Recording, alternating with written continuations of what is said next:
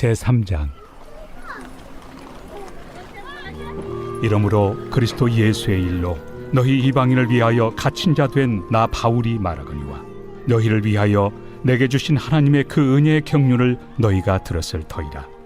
곧 계시로 내게 비밀을 알게 하신 것은 내가 먼저 간단히 기록함과 같으니 그것을 읽으면 내가 그리스도의 비밀을 깨달은 것을 너희가 알 수 있으리라.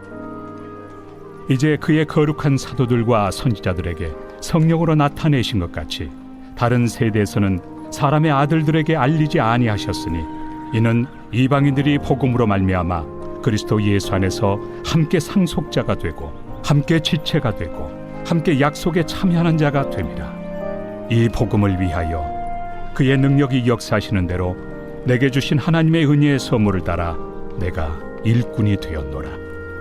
모든 성도 중에 지극히 작은 자보다 더 작은 나에게 이 은혜를 주신 것은 측량할 수 없는 그리스도의 풍성함을 이방인에게 전하게 하시고 영원부터 만물을 창조하신 하나님 속에 감춰졌던 비밀의 경륜이 어떠한 것을 드러내게 하려 하심이라. 이는 이제 교회로 말미암아 하늘에 있는 통치자들과 권세들에게 하나님의 각종 지혜를 알게 하려 하심이니 곧 영원부터 우리 주 그리스도 예수 안에서 예정하신 뜻대로 하신 것이라. 우리가 그 안에서 그를 믿음으로 말미암아 담대함과 확신을 가지고 하나님께 나아감을 얻느니라. 그러므로 너희에게 구하노니 너희를 위한 나의 여러 환난에 대하여 낙심하지 말라. 이는 너희의 영광이니라. 아멘. 감사합니다. 저희가 에베소서 1장, 2장의 이야기를 나누었고, 이제 3장 본문을 이번 주일부터 다루게 됩니다. 그리고 요 1절로부터 13절의 이제 전체 주제, 본문의 주제를 저는 이렇게 좀 정해 봤어요. 바울은 은혜의 복음으로, 이제 바울이 소유하게 된 그리스도의 복음이 바울의 표현으로는 이제 은혜의 복음이라고 표현합니다. 하나님의 은혜의 복음. 바울은 그 은혜의 복음으로 이방 세상과 사람들을 향하고요. 그 이방 세상과 사람들을 향해서 믿음의 담대함으로 복음의 전파를 감당한다라고 하는 전체 내용을 이렇게 한 문장으로 좀 정리할 수 있을 것 같고요. 그리고 이 주제를 가지고 저희가 주일날 이 본문에 보시면 여러분 10절에 3장 10절 이는 이제 교회로 말미암아 하늘에 있는 통치자들과 권세들에게 하나님의 각종 지혜를 알게 하려 하심이니라고 하면서 여기서 이는 이제라고 하는 시점으로 교회에 대하여서 이제 사도 바울이 또 한번 재언급을 하거든요. 그래서 저희는 계속 이 에베소서를 교회론이라고 하는 관점에서 본문을 다루고 있어서요. 지금 이 본문이 교회가 세상 속에 존재하는 방식에 대해서 설명하는 본문이라고 하는 측면에서 오늘 이 본문들을 다 살펴보려고 합니다. 수요일과 주일에 거쳐서. 그래서 주일 설교는요, 세상 속의 교회가 교회로서 존재하는 방식이 있는데 그 방식은 오직 믿음을 통해서 그리고 믿음의 담대함, 복음을 통해서 그리고 믿음의 담대함을 통해 가능하다라고 하는 주제로 말씀을 나누려고 하고요. 여러분께서 이 본문을 이해하시고 설교를 이해하실 때 핵심 키워드는 크게 두 가지입니다. 첫 번째는 복음.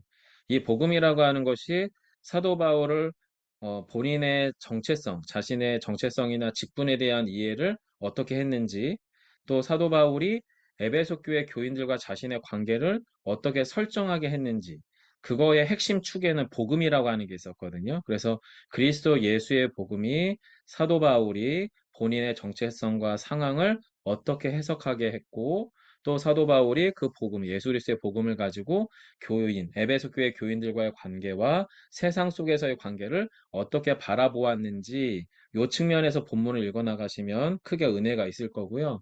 그리고 저희가 주일날 함께 다루려고 하는 본문은 이제 8절 이후부터의 내용이 될 텐데 8절 이후부터 사도 바울이 당하고 있는 이 고난이 개인적 고난을 넘어서 이제 이 고난이 교회 공동체, 에베소 교회 공동체의 공동체적 고난으로 해석이 되기 시작합니다. 즉 복음 전파로 인해서 옥에 갇혀 있는 사도 바울의 그 개인적 환난과 어려움이 공동체적 교회라고 하는 또 다른 공동체적 환난으로 해석이 되면서 자신의 고난은 여러분의 영광을 위해서입니다라고 하는 이야기를 하게 되거든요. 그게 여러분 13절이네요. 그러므로 너희에게 구하노니 너희를 위한 나의 여러 환난, 여러분을 위한 나의 여러 환난에 대해서 낙심하지 마십시오. 이는 여러분의 영광이 됩니다. 라고 이야기하므로 본인의 환난이 너희를 위한 나의 환난이라고 그게 공동체적으로 해석이 됩니다. 그래서 이것이 교회 어려움은 곧 교회 영광이 된다라고 하는 맥락으로 주일 말씀에서 한 번 더 다루게 될 거예요. 자, 여러분, 그러면 오늘 저희가 함께 살펴보려고 하는 본문의 내용은요.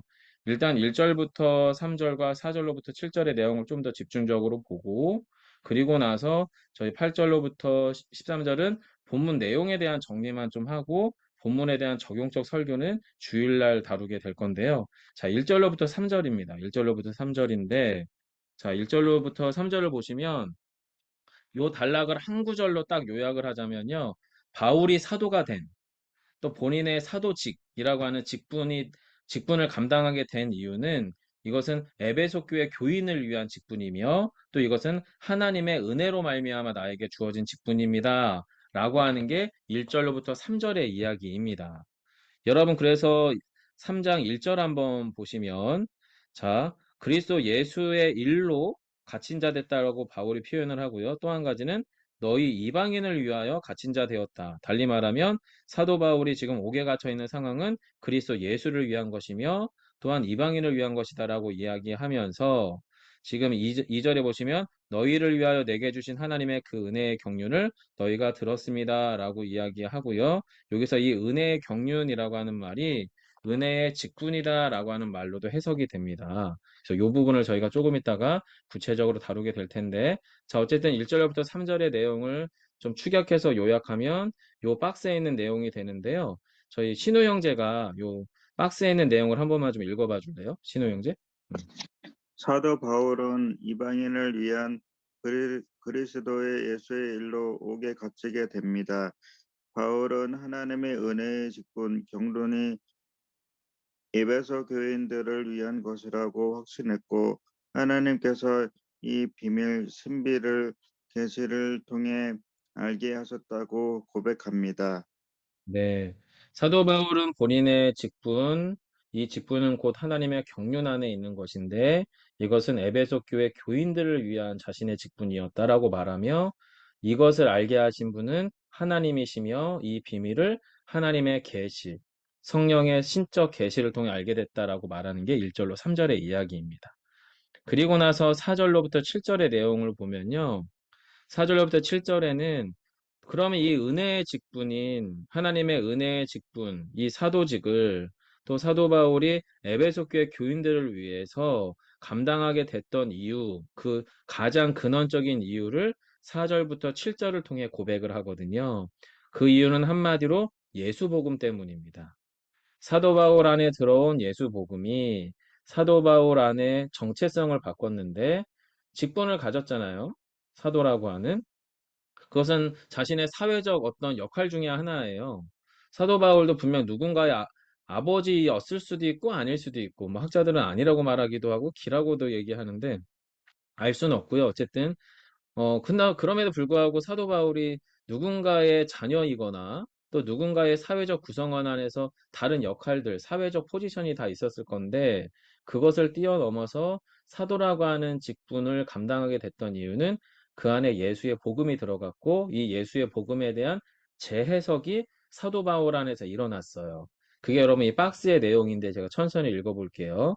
자, 이 신비라고 하는 것은 이제 복음의 역사를 말하는데요. 이 신비는 예수의 사도와 선지자들에게 성령을 통해 보이셨고 이전 다른 세대에게는 보이지 않았습니다. 이 신비는 예수의 복음으로 말미암아 어떻게 해요? 예수 안에서 유대인만 상속자가 아니라 유대인과 이방인이 함께 상속자가 됐고 유대인만 하나님께 속한 몸된 지체가 아니라 유대인과 이방인이 함께 몸된 지체가 되었으며 유대인만 약속에 속한 자가 아닌 유대인과 이방인이 함께 약속에 속한 자가 되었다라고 하는 것을 우리는 어떻게 해요? 복음을 통해 알게 되었습니다. 라고 사도 바울이 말하면서 바로 그 복음은 이방인들에게 찾아온 바로 그 복음은 그 전에 이미 이전에 어떻게 되었냐면 나 자신을, 사도 바울 자신을 하나님의 능력을 따라 하나님의 은혜의 선물로 나 자신을 일꾼이 되게 하신 것 역시도 다름 아닌 그리스도의 복음을 통해서입니다. 라고 이야기하므로 4절로부터 7절의 전체 내용은 예수 복음은 모든 사람들에게 구원의 능력이 됩니다. 라는 이야기를 하는 겁니다. 이어서 8절로 11절에서는 이런 내용들을 이야기합니다. 제가 한마디로 정리하면 이렇게 저는 정리가 되더라고요. 나를 사도로 부르신 그 은혜, 나를 가정의 어느 한 구성원으로 부르신 그 은혜, 나를 어느 교회의 한 교우 성도로 부르신 은혜를 깨달으면, 부르신 은혜를 깨달으면 교회됨을 깨닫게 된다. 여기서 교회됨이라고 하는 건 뭐냐면 하나님께서 창세 전부터 지금까지 형성하고 만들어 오시는 소위 우주적 교회라고 하는 표현이 있어요. 그건 언제 알게 되냐? 천국에 가서 하나님 앞에 서게 될 때에 성도로 불려지는 그 모든 연합된 한 몸, 예수의 한 몸 된 모든 성도들과 함께 되어 있는 그 상태가 바로 우주적 교회인데 부르심의 은혜를 깨닫게 되면 교회됨을 깨닫게 된다라고 결론을 저는 나름 맺어봤어요. 자, 이 이야기는 8절부터 11절 아래에서 어떤 고백으로 나오냐면요. 사도 바울은 자신을 되게 겸손하게 표현해요. 어떻게요? 모든 성도 중에서도 지극히 작은 나 바울, 다름 아닌 바로 나, 바울에게 은혜를 주신 이유가 있는데 첫 번째는 그리스도의 풍성함을 이방인들에게 전하기 위해서고요. 둘째로는 자기가 사도가 된 이유가 먼저 나를 부르신 이유가 둘째는 하나님의 신비의 깊은 계획. 요 깊은 계획이 또 경륜이라는 말입니다. 직분이라고 하는 말과 경륜이라고 하는 말이 같은 의미라고 말씀을 드렸죠. 하나님의 신비의 깊은 계획을 밝히 드러내기 위함입니다. 이 신비의 경륜은 하나님의 이 신비의 경륜은 창세 때부터 감춰져 있었던 것이다 라고 이야기하면서 여러분 이 창세 때부터 감춰져 있는 신비가 눈에 보이는 가시적으로 확실하게 확연하게 드러나게 됐던 계기는 교회 때문이었습니다. 그 얘기를 이제 11절, 10절에서 이야기해요. 그래서 이렇게 얘기합니다. 그리고 이제는 하나님의 우주적인 교회를 통해 하나님의 온갖 창세전부터 숨겨져 있었던 모든 지혜를 하늘의 통치자와 권세들에게 깨달아 알게 하기 위해서입니다. 여러분, 여기서 하늘의 통치자와 권세들이 누굴까라고 조금 고민을 해봤는데, 특별한 의미는 없을 것 같아요. 하지만 이 하늘의 통치자와 권세들은 한마디로 이야기하면 교회를 통해 하나님의 모든 지혜를 깨닫지 못했던 상태의 그 어떤 존재들을 말하는 것 같고요.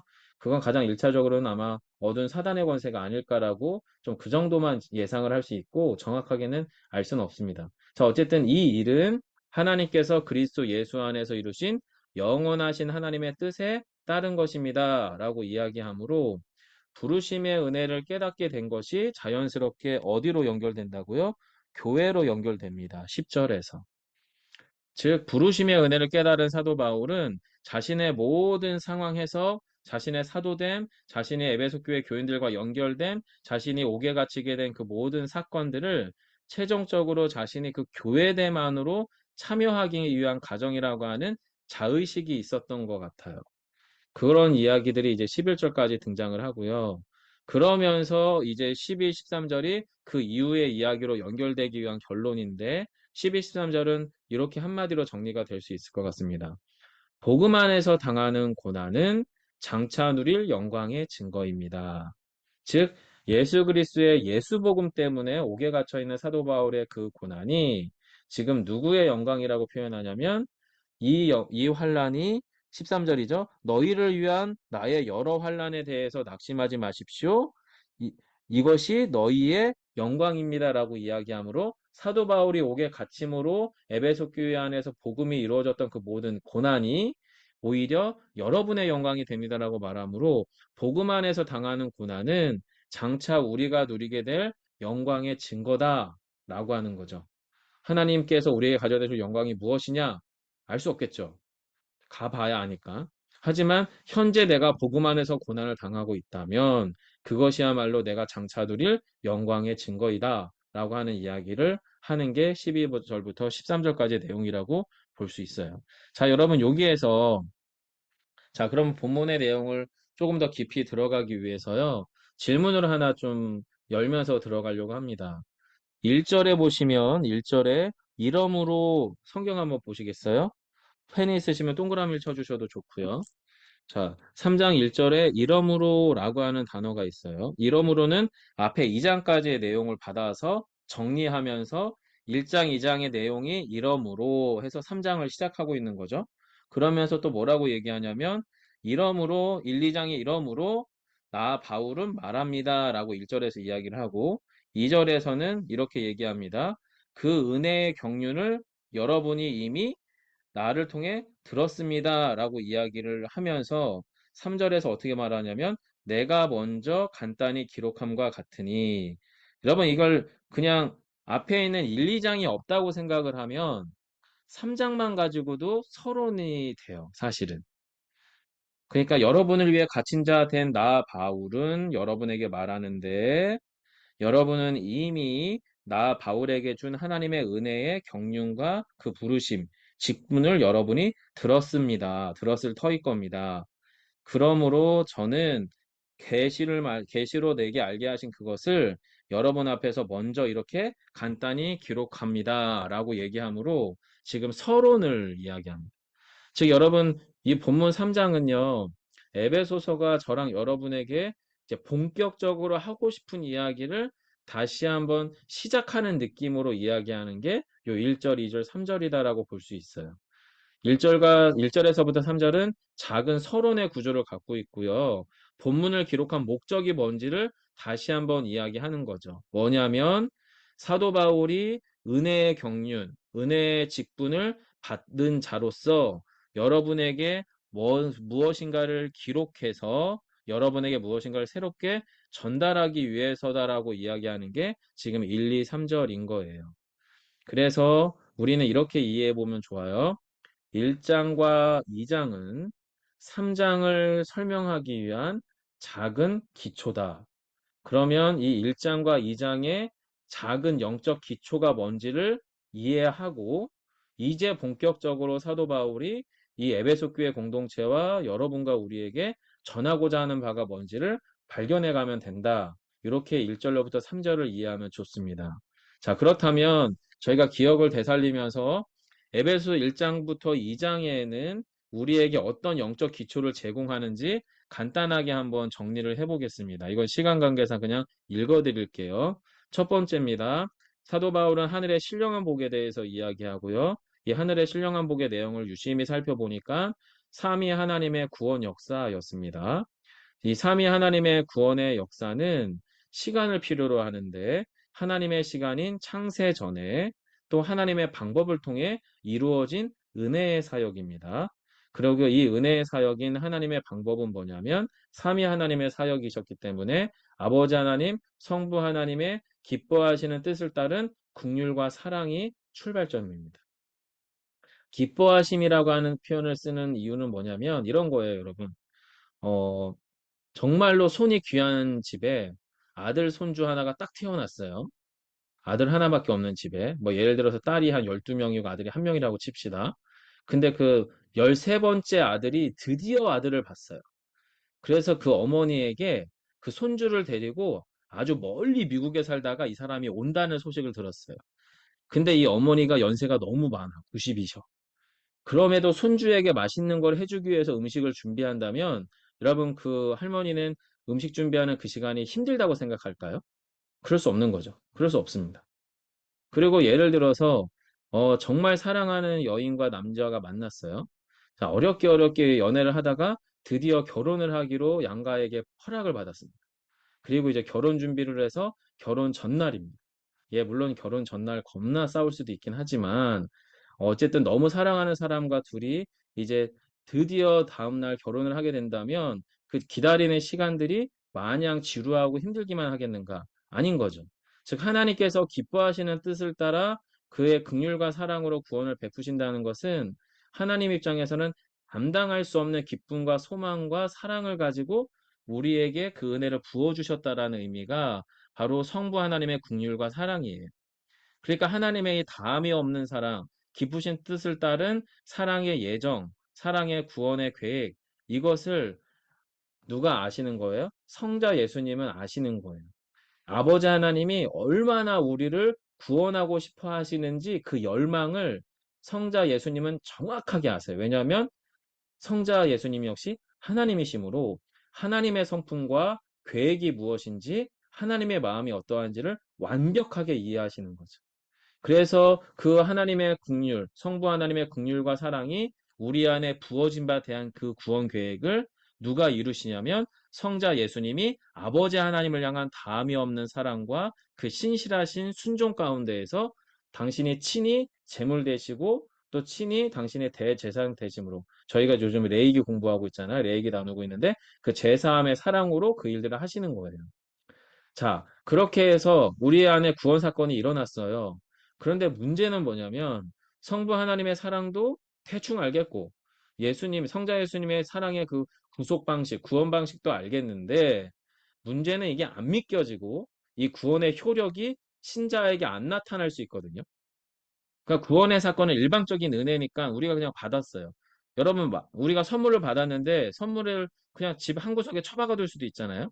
마치 그런 것처럼 우리 안에 행해진 그 구원의 소식과 감격이 우리 안에 제대로 이해되지 않고 받아들여지지 않는 이 상태에서 우리를 위해서 행하신 하나님의 사랑이 무엇인지, 우리를 위해서 예수님이 행하신 그 구원의 사건이 어떤 의미인지를 온전히 이해하고 온전히 받아들이게 하는 그 사역을 누가 하시냐면 성령 하나님이 하십니다. 그래서 이것을 성령 하나님의 인치심이라고 불러요. 즉 하늘의 신령한 복은 삼위 하나님의 구원 역사고 이 하나님의 구원 역사는 우리의 구원이 하나님의 시간에 이루어진 사건인데 이 하나님의 이루어진 사건은 정확하게 삼위 하나님, 성부 하나님의 긍휼과 사랑, 성자 예수님의 제사함의 사랑, 그리고 성령 하나님의 인치심으로 이루어진 은혜의 사역이다. 요 얘기를 하는 게 사도 바울이 지금 앞에서 하는 이야기입니다. 그리고 나서 두 번째로 이야기하는 게 이런 내용이에요. 하나님의 구원을 받았다는 증거. 이걸 어떻게 아냐? 자, 이미 이 창세전에 일어난 시간은 우리의 시간이 아니니까 우린 모르죠. 내가 맨날 몇 시에 태어났는지도 우린 부모님을 통해 전해 들을 수밖에 없는 존재잖아요.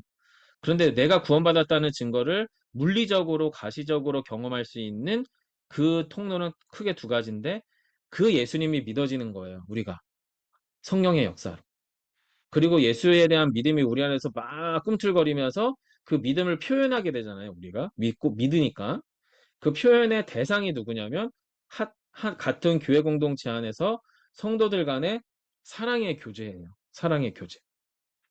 그래서 이 예수 그리스도를 향한 믿음과 그리고 그 믿음에 기초한 성도들 간의 사랑의 교제가 넘쳐남으로 그렇게 우리는 어떻게 해요? 예수의 몸인 교회가 되어간다라고 하는 이야기를 하는 게 두 번째 기초고요.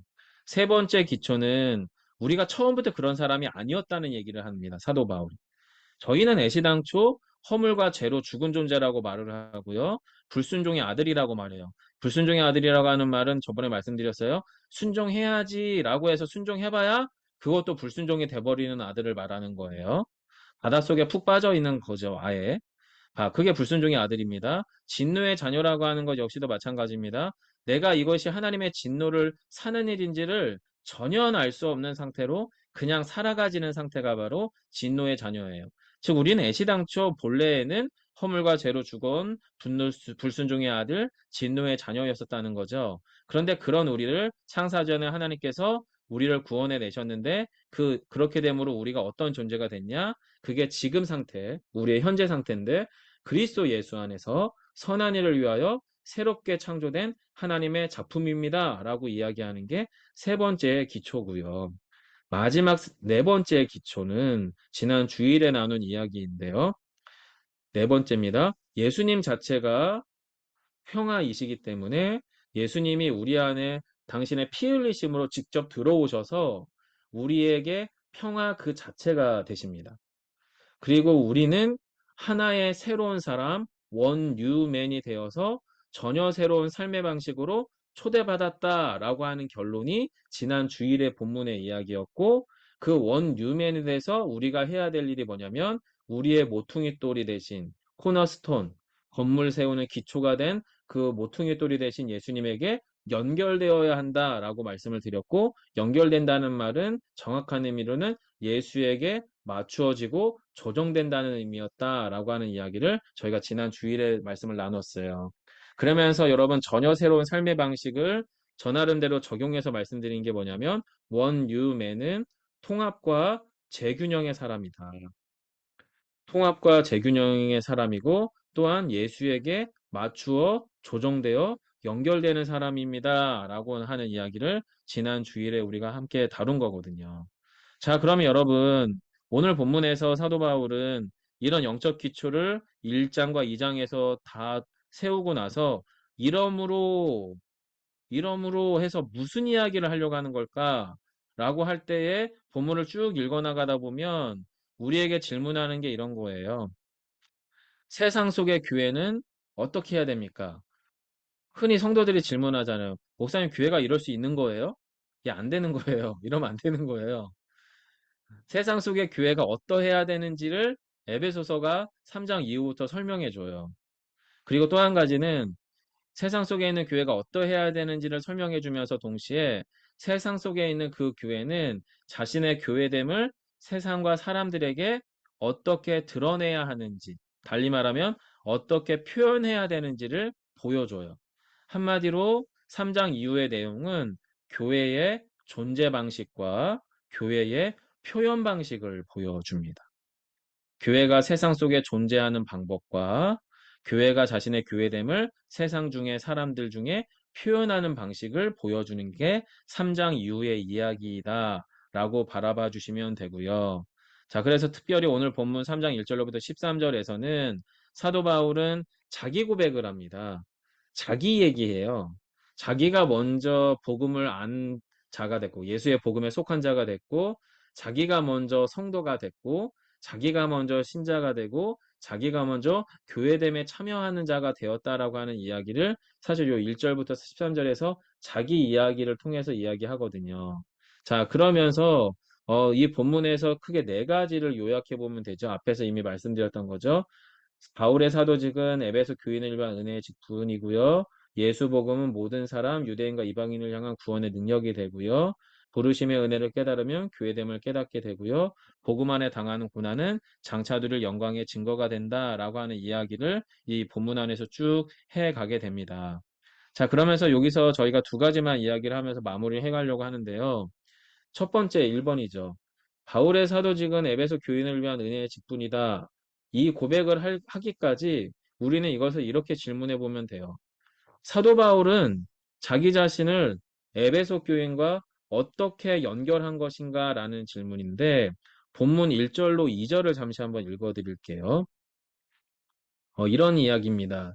이러므로 그리스도 예수의 일로 너희 이방인을 위하여 갇힌 자 된 나 바울이 말합니다.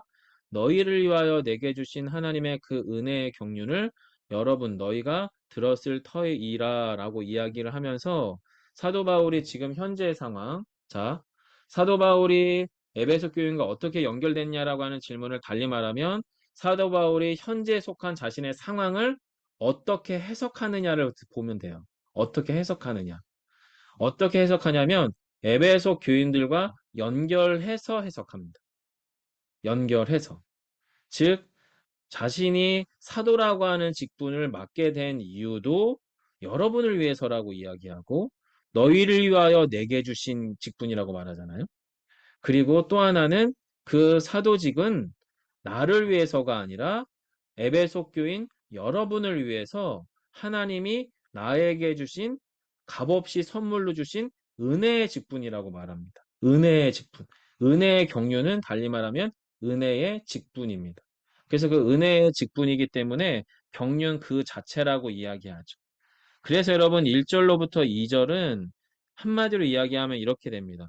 하나님이 저에게 주신 예수의 사도라고 하는 직분은 사실 여러분을 위한 직분입니다. 그리고 저의 그 사도직은 에베소 교인 여러분을 위한 은혜의 직분입니다. 하나님의 경륜 그 자체입니다. 라고 이야기를 해요. 자, 여러분 이게 신자에게 성도에게 왜 중요하냐면요.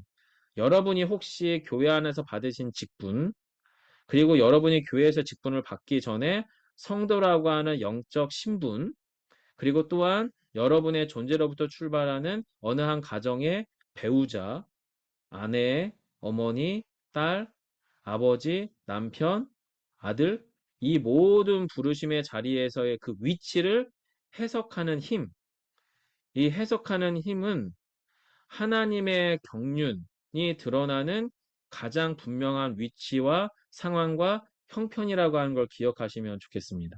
다시 말씀드리면 제가 목사잖아요. 그리고 저는 아이 넷의 아빠고요. 저희 아내 이수진 사모의 남편입니다. 이 부르심의 자리는 직분이자 부르심의 자리인데 이 부르심의 자리는 그 자체가 하나님의 경륜입니다. 하나님의 기쁘신 뜻이 임한 바로 그곳이고 바로 그 하나님의 경륜이 드러나는 방법이 뭐냐면 나의 그 부르심의 자리를 통해서라는 거예요.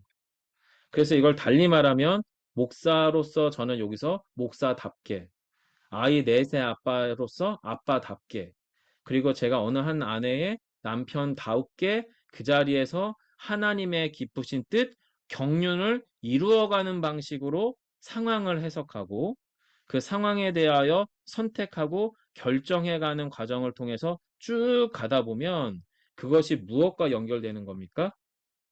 저는 저희 아이들과 연결되는 거고 저희 아내와 연결되는 거고 저희 비본교회 교인들과 연결되는 거죠. 그러니까 제가 이 본문에서 말씀드리고 싶은 건 사도 바울이 에베소 교회 교인들하고 연결되어야겠구나, 친해져야겠구나, 영향력을 발휘해야겠구나 해서 되는 게 아니라 이미 내 안에 주신 사도라고 하는 부르심, 내 삶의 자리가 하나님의 경륜을 이루어가는 부르심의 자리 그 자체라고 하는 것을 믿고 그 하나님의 경륜, 기쁘신 뜻이 이루어져 가는 방식으로 현재 내 위치, 내 상황, 형편을 해석하기 시작을 하면 그것이 하나님의 기쁘신 뜻을 이루어가는 과정이 되고요. 그 과정을 통해 우리는 누구와 연결되는 겁니까?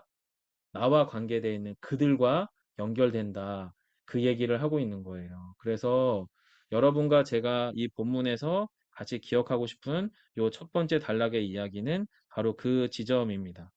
자, 그러면 여기서 이제 마지막으로 한 가지의 더 주제를 살피려고 하는데요. 사도 바울이 도대체 그럼 이렇게 하나님의 경륜에 대하여 또 하나님의 뜻을 이루어가는 방식으로 자신의 직분을 바라보게 했던 힘이 무엇이냐? 힘이 그 한마디로 얘기하면 복음입니다. 복음. 어떻게 사도 바울이 자신을 교인과 연결시킬 수 있었냐면 자신이 연결해야겠다라고 해서 그렇게 된 게 아니고요. 복음 때문이었습니다. 바로 예수의 복음이 사도 바울을 에베소 교인들과 연결시킨 겁니다. 달리 말하면 이런 거예요. 사도 바울 안에는요. 이런 질문이 있었다고 저는 상상해 봅니다.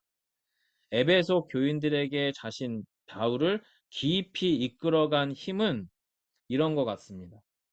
메모를 해보셔도 좋을 것 같은데 예수의 복음은 나를 어느 형편, 어느 관계까지 이끌어갈 수 있는가라는 질문입니다. 예수의 복음은 나를 어느 형편, 어느 관계까지 이끌어갈 수 있는가라는 질문. 제가 예수 비본교회를 위해서 어떤 형편, 어떤 관계에 속한 목회자의 자리까지 갈 수 있는가? 제가 우리 아이 넷을 위해서 어떤 형편, 어떤 관계까지 이끌어갈 수 있는가? 예수의 복음이라는 것이. 이 질문을 사도 바울이 끊임없이 했었을 거라고 저는 상상을 합니다. 왜냐하면 사도 바울은요, 예수의 복음에 설득된 사람이기 때문에 그렇습니다. 자, 사도 바울이 예수의 복음에 설득됐다는 말이 무엇이냐면 6절입니다. 6절. 화면을 한번 보시면 이는 이방인들이 복음으로 말미암아 그리스도 예수 안에서 함께 상속자가 되고 함께 지체가 되고 함께 약속에 참여하는 자가 됨이라. 이거 별 문제 아니잖아요. 우리가 다 알고 있는 거죠. 다 아는 내용이에요, 여러분. 모르는 분 아무도 안 계세요. 자, 근데요. 사도 바울은 굳이 이방인이 복음으로 말미암아 유대인과 함께 상속자, 지체, 참여하는 자가 되는 거에 상관이 없었습니다. 그 사람은 아예 난 사람이었습니다. 애시당초 유대인이었거든요. 상관이 없습니다. 그런데 복음, 예수 그리스도의 복음이 사도 바울 안에 들어왔고 그 예수 그리스도의 복음이 사도 바울을 이방의 사도로 부르셨고 이방의 사도가 된 사도 바울이 에베소 교회를 개척하고 에베소 교회 이방 교인들이 있는 교회의 목회자가 되게 한 거예요. 그걸 하게 된 이유가 무엇이냐면 사도 바울은 6절에 그 얘기를 진짜로 믿었고 진짜로 열망했어요. 아, 예수의 복음은 유대인에게만 미치는 구원의 소식이 아니라 이방인에게 반드시 이루어가고 임해야 되는 생명의 복음이구나라고 하는 것을 믿었고 열망했어요. 그래서 에베소 교인이라고 하는 이방인들이 예수의 복음으로 유대인들과 공동 상속자가 된다는 것에 대한 열광이 있었어요. 열망이. 그 뜨거움이 사도 바울을 감당할 수 없도록 바로 이방의 사도의 자리로 이끌었다라고 하는 거예요. 자, 그러면 여러분 사도 바울이 처음부터 그랬었느냐? 아니요. 여러분 잘 아시잖아요. 사도행전을 보시면 아시죠. 사도 바울은요, 복음을 믿었을 뿐만 아니라 에베소 교회를 개척하거나 목회자가 되기 전에 그 이전에 예수의 복음에 설득당한 사람이었습니다. 그게 여러분 7절입니다. 7절. 7절 말씀 한번 읽어드릴게요. 이 복음을 위하여 그의 능력이 역사하시는 대로 내게 주신 하나님의 은혜의 선물을 따라 내가 일꾼이 되었습니다. 여러분 지금 내가 일꾼이 되었다는 말 맨 앞에 지금 계속 강조되는 게 뭐냐면 이 복음을 위해서입니다. 그의 능력, 하나님의 능력이 저에게 역사하시는 대로입니다. 또 내게 주신 하나님의 은혜의 선물 때문이지 내가 해보겠다고 한 게 아닙니다. 이미 주체는 하나님이세요. 이 복음, 내 안에 들어와 버린 복음이 지금 나를 끌고 가는 거예요. 그리고 하나님의 능력이 나를 끌고 가는 거예요. 하나님의 은혜가 나를 끌고 가는 건데 그 끌고 가는 자리에서 난 뭐가 되어 있는 거예요? 일꾼이 되었다는. 복음의, 복음의 일꾼이 되었고 복음의 사도가 되었다는 거예요. 이것은 무슨 이야기냐면 여러분이 사도행전에서 익히 아시는 것처럼 사도 바울은 애시당초는 예수 복음의 회방꾼이었지 일꾼이 아니었습니다. 그런데 예수의 복음이 사도 바울을 먼저 설득했어요. 복음의 회방꾼에서 복음의 일꾼으로. 그리고 복음에 설득당한 예수의 복음에 설득당한 사도 바울은 어느새 이방의 사도가 돼서 복음을 전하다가 에베소 교회를 개척하고 목회자로 목양을 하다가 어떤 이유로 옥에 갇히게 된 거죠. 그리고 에베소 교회 성도들에게 지금 이 편지를 쓰게 된 거예요.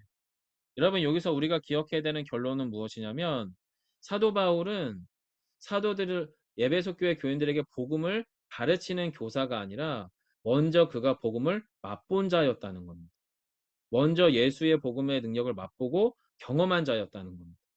그리고 동시에 그 복음이 역사하시는 걸 따라 그 복음이 나를 어디까지 이끌 것인가, 이 복음이 나를 어떤 형편과 어떤 상황까지 이끌어갈 것인가에 대한 질문 앞에서 겸손히 주님께 묻고 겸손히 순종하는 삶을 살아간 거예요.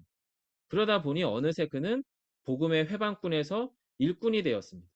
그리고 그의 삶의 자리는 내가 복음을 위해서 살아야지라고 하는 게 아니라 그냥 복음 안에서 살아가다 보니 자신의 삶의 자리는 그냥 복음이 복음되도록 살아가는 삶이 되었을 뿐입니다. 그래서 그 복음의 자리에서 또 다른 복음의 사람, 또 다른 교회가 사도 바울을 통해 서가고 있는 거죠. 자, 여러분, 그래서 이 본문에서 저희가 크게 두 가지를 말씀을 드렸어요. 첫 번째는 사도 바울이 자신의 은혜의 복음을 맡은 자로서 그 직분에 대한 자기 이해는 곧 자신의 부르심의 자리와 하나님의 뜻이 이루어지는 자리, 경륜과 직분은 같은 거다. 내 삶의 자리가 곧 하나님의 기쁘신 뜻, 경륜을 이루어가는 자리구나라고 하는 것을 사도 바울은 인정하고 그 안에서 사도 바울은 에베소 교회 교인들과 연결되었었다는 이야기를 드렸고요. 그리고 또 한 가지는 그렇게 연결되게 됐던 이유는 그가 복음에 설득당한 사람이고 복음이 복음되도록 살아가는 삶에 결정한 사람이기 때문이다 라고 하는 말씀을 드렸습니다. 자, 여러분, 그래서 여기까지의 내용에서 저희가 복음대화 질문들을 조금 좀 정리를 하면서 마무리를 해볼게요. 자, 복음대화 첫 번째 질문은 나는 언제 어떻게 예수의 복음을 만났는지 이야기해 봅시다 라는 질문인데요. 여러분의 식구들에게나 여러분 어려워하지 마시고요. 여러분의 자녀들이나 남편들에게 내가 왜 예수를 믿게 되었는지를 여러분의 라이프 스토리로 풀어서 같이 이야기해 보시는 시간들을 가져보시기를 부탁드려요. 어, 특히나 불신 배우자에게 그걸 설명하는 게 되게 이상한 일처럼 보일 수 있죠. 물론 너무 생뚱맞게 이야기하면 이제 이상해 보일 수 있는데, 만약에 여러분 정도의 인생을 사신 사람이 나에게 예수가 어떤 의미인지를 설명하는 것을 무겁게 받아들이거나 거칠게, 예수 믿는 것 때문에 폭력을 행사하는 배우자들이 있을 수 있으니까, 가족들이. 그런 경우가 아니라면 그냥 진지하게 나는 언제 어떻게 예수의 복음을 만나는지를 설명해 보는 것들을 한두 번씩은 해보실 필요가 있어요. 그 자체가 여러분의 배우자나 가족들에게 복음적인 이질감을 제공하게 됩니다. 이 사람이 예수 믿는 게 그냥 껄렁껄렁하게 그냥 복 받겠다 이런 게 아니구나라고 하는 그 복음에 대한 환기를 일으키거든요. 그래서 그것들을 여러분께서 한번 도전해 보기를 부탁드리고요. 그래서 이걸 잘 정리해 보시면 좋아요. 나는 언제 어떻게 예수의 복음을 만났는가? 왜냐면 이걸 정리를 해야 그 다음 질문이 나와요. 그 복음은 나를 어디까지, 어떤 상황까지 이끌어갈 수 있는가라고 하는 두 번째 질문으로 갈 수가 있어요. 1번 질문이 정리가 안 되면 그 다음 질문으로 갈 수가 없습니다. 자, 그래서 이 1번 질문을 꼭 정리하기를 부탁드리고요. 두 번째 질문은 이어서의 질문입니다. 자, 저와 여러분이 예수의 복음을 맛본 자리는 결국에 우리의 삶의 자리잖아요. 사도 바울의 그 직분의 자리는 곧 경륜의 자리였던 것처럼, 부르심의 자리는 곧 하나님의 뜻이 이루어지는 경륜의 자리였던 것처럼, 예수의 복음으로 나의 삶의 자리, 부부, 배우자, 자녀, 성도, 직분자의 자리에서 그간에 맛보았던 감격과 은혜들을 좀 잘 정리해 보시면 좋겠어요. 전혀 없었냐? 그렇지 않으실 거예요. 분명히 있었어요. 근데 그냥 지나가요. 대체로는. 이제 그것들을 잘 정리해서 나에게 들어온 복음이 어떤 건지에 대해서 좀 잘 정리해 보시면 좋아요. 그리고 묻는 거죠. 그 복음이 지금 현재 나를 어느 상황, 어느 자리, 어느 입장, 어느 선택에까지 이끄는지를 질문해 보는 거예요. 그러면 어느새 그 복음이 우리를 이끌어 가게 됩니다. 그러면 이제 성도분들이 움찔하는 게, 목사님, 그러면 그러다가 나도 목회자 되는 거 아니에요? 그리고 그러다 보면은 엄청나게 큰 고난과 어려움을 만나게 되는 거 아니에요? 그거 여러분 함정입니다. 함정. 저희가 살아봐서 알잖아요. 예수 뜻대로 안 살아도 어려움은 옵니다. 여러분, 우리가 욕심 부리면서 살아도 경제적 어려움 오고요. 우리가 우리 욕심대로 살아도 관계의 어려움 분명히 오고요. 우리가 예수 없이 살아도 실패는 반드시 옵니다. 그 말은 달리 말하면 예수의 뜻대로 살아서 오는 어려움은 어려움이 아닌 겁니다. 아주 극단적으로 말씀드립니다. 그게 지금 이 사도 바울이 말하는 신자의 환난은 곧 신자의 영광이다. 교회의 환난은 곧 교회의 영광이다라고 하는 말과 일맥상통하는 의미입니다. 자, 그래서 예수의 복음으로 나의 삶의 자리에서 맛본 감격과 은혜가 무엇인지를 나중에 주일날 공경 모임 때도 요 1번, 2번 질문들을 한두 분 정도가 같이 좀 나눠주시는 시간들을 가져보시면 좋겠고, 저번에 말씀드린 것처럼 여러분이 공경 모임은 꼭 주일날 모여서 이 전체 그룹으로 모이는 게 아니고 여러 다양한 방식으로 모여달라고 부탁을 드렸거든요. 자, 그래서 그걸 좀 기억해 주시면 좋겠고요. 옆으로의 질문까지만 다루고, 오늘은 그냥 한 분 내지 두 분 정도 이야기 듣고 마무리해 보려고 하는데요. 옆으로의 질문도 한번 보겠습니다. 사도 바울은 우리가 하나님의 손길로 빚어져가는 작품이요. 하나님의 새로운 질서에 들어선 하나의 새로운 사람이라고 정의합니다. 요게 지난 주일 설교 말씀이잖아요. 자, 포이에마, 하나님의 손길로 빚어져가는 작품. 작품이 되기 위해선 시간이 필요하죠. 습작, 연습 작품이 필요해요. 실패도 있어요. 그 안에 약간의 오류도 생겨요. 하지만 최종적으로 작가이신 하나님 안에 최종적인 그림과 목적이 있기 때문에 저희는 최종적으로 작가의 수준만큼, 작가의 능력만큼 완전하신 하나님의 작품으로서 최종적으로 빚어질 것이다. 그 얘기를 하는 게 하나님께서 우리를 당신의 손길로 빚어가는 작품이라는 의미를 말씀드렸어요.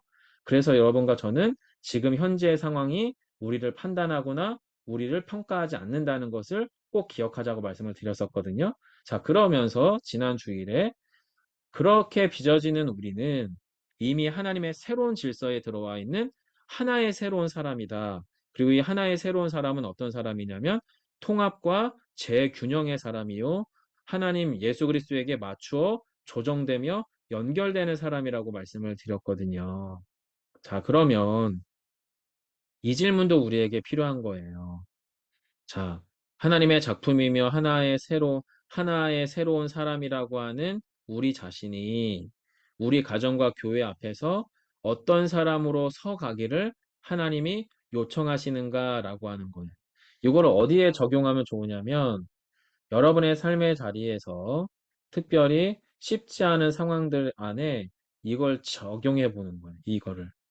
하나님의 손길로 빚어져 가고 있는 과정이라고 하는 것을 또 내가 통합과 재균형의 사람, 예수 그리스도에게 맞추어 조정되고 연결되는 사람으로서 이 상황 안에서 내가 어떻게 서야 될지를 하나님께 여쭈어 보면서 쭉 그것들을 질문해 가시면 좋을 것 같고요. 이거를 이제 제 식으로 저에게 빗대어서 설명을 드리자면, 저는 아직 완성형의 목사가 아니죠. 그리고 저희 교회는 아직 완성형의 교회가 아닙니다. 온 세대 통합 예배도 그렇고 공경 모임도 그렇고 또 교회 공간도 그렇고 여러 가지로 진행 중인 교회입니다. 그러면 저는 이 진행 중인 상황에 대한 불만족 때문에 여러분에게나 우리 가족들에게나 가까운 교육자인 마태 목사님이나 김현전 주사한테 불편해질 수도 있어요. 왜냐하면 그게 불만족이니까. 하지만 반대일 수도 있거든요.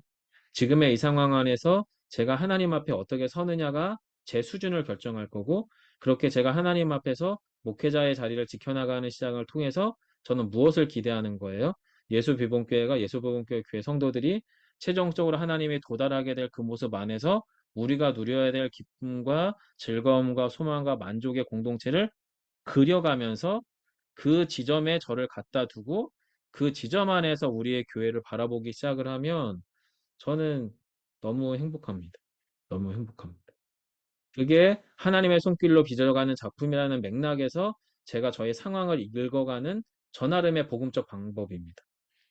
그리고 또 하나의 새로운 사람이라고 하는 표현 역시도 통합과 재균형이라고 하는 말이 뭐냐면 이런 거예요, 여러분. 저희는 너무나 쉽게 빨리 결론을 내려서 단정을 짓습니다. 어떤 상황에 대해서, 또 어떤 사람에 대해서. 자, 그런데 이렇게 생각해 보면 어떨까 싶어요. 우리의 그 판단과 우리의 그 속단이 그 사람의 전부인가? 아닐 수 있죠. 반대로 예수님은 그렇다면 이 사람을 어떻게 바라보셨을 것인가? 그러고 바라봤을 때에 우리 안에서 재조정이 일어납니다. 뭐냐면 내가 그렇게 싫어하는 그를 위해서도 예수님은 기꺼이 당신의 전부를 내어주셨죠. 그럼 당신의 전부를 내어주셔서 사랑하신 그분을 내가 사랑할 수 없는 이유는 두 가지 때문입니다.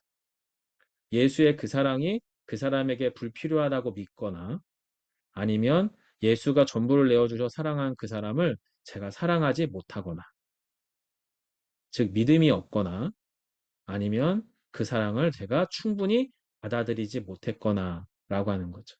이것이 제가 통합과 재균형을 맞춰가는 방식입니다. 그래서 저와 여러분이 이 질문 안에서 우리 자신이 하나님 앞에 어떤 자리에 서게 되는지를 한번 조정해 보면 좋을 것 같고요.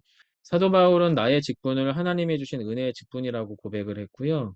그 은혜의 직분의 자리에서 내가 그 직분을 감당하는 것은 에베소 교인을 위한 거라고 말합니다. 즉 타인을 향한 복음의 헌신의 직분이라고 말을 하죠. 자, 그 말은 저와 여러분에게 하나님이 허락하신 부르심의 자리, 직분의 자리에서 어떤 도전을 주는지 이것도 역시 좀 잘 고민해 보시면 좋겠습니다. 여러분 제가 잠시 마무리 기도할게요. 아버지 하나님, 오늘도 사도 바울이 에베소 교회 교인에게 편지를 쓰며 그가 편지를 쓰게 됐던 궁극적인 이유와 목적이 무엇인지를 다시금 열어가고 있습니다. 그러면서 그가 자신의 사도됨이 하나님의 은혜의 선물 때문이며 또한 예수 그리스도 때문이며 또한 에베소 교인 때문이라고 하는 자신의 처한 상황에 대한 복음적 해석을 하게 됩니다.